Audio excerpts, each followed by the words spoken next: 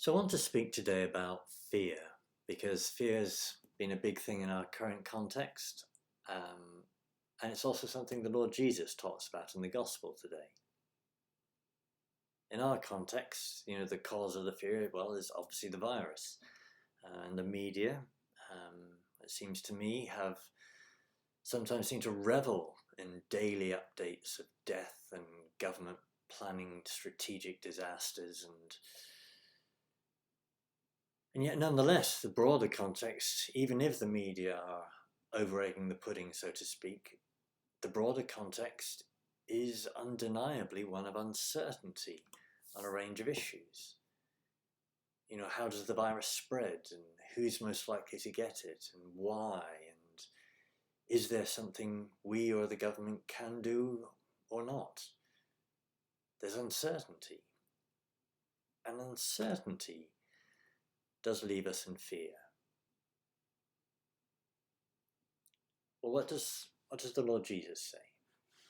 Well, he says, as we heard him say in that passage, do not be afraid. 3 times, in fact, in that short passage, he said, do not be afraid. So let's start there. He tells us not to fear. And yet, we know that from our own experience, and more recently and broadly in life, fear is a crippling thing. Fear is a thing that makes us shrink in on ourselves and want to do nothing. Fear destroys us spiritually, even if it's a reaction to the thought that we might be destroyed physically. And the Lord tells us not to fear. But more specifically, he focuses us. He tells us in this passage, don't fear those who can destroy the body, but cannot touch the soul. The soul. So what he's saying here is that we've got to get our priorities right. The thing to be concerned about is the soul.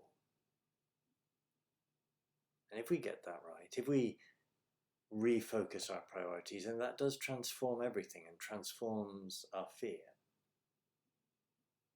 That the important thing to fear, here he's telling us, is the salvation of our soul. That our soul lasts for eternity. Whereas my body, whether the virus gets me or food poisoning or, something is going to kill my body, it's my soul that really matters. But in the matter of the soul, as with the body, the remedy for fear is ultimately trust. That if we have someone we can trust in our problem, trust to help us in our problem, then we don't need to fear.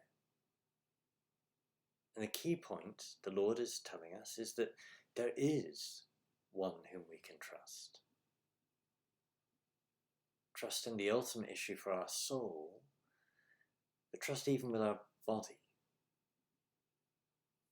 That God knows us. God cares. Every head on your head has been counted. There is no need to be afraid. You are worth more than many sparrows. So regarding the soul,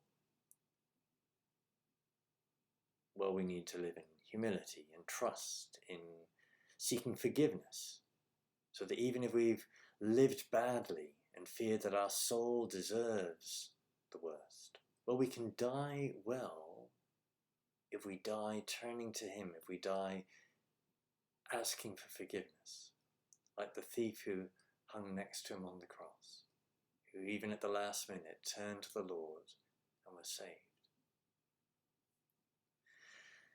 And regarding the body, well, the Lord doesn't promise us a life free of problems. In fact, he warns us elsewhere, in this world you will have tribulation. But he also tells us that he has conquered.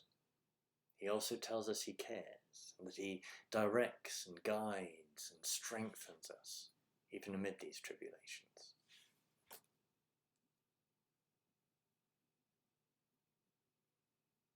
So, to bring that together, to conclude, fear. Well, on one level, fear is a bodily, physical reaction, but there is an element to it that is a matter of choice. That fear is a real thing. Most of us fear, at least in times, and many of us have feared, particularly during this current crisis. But to repeat and to conclude, the remedy for fear is trust.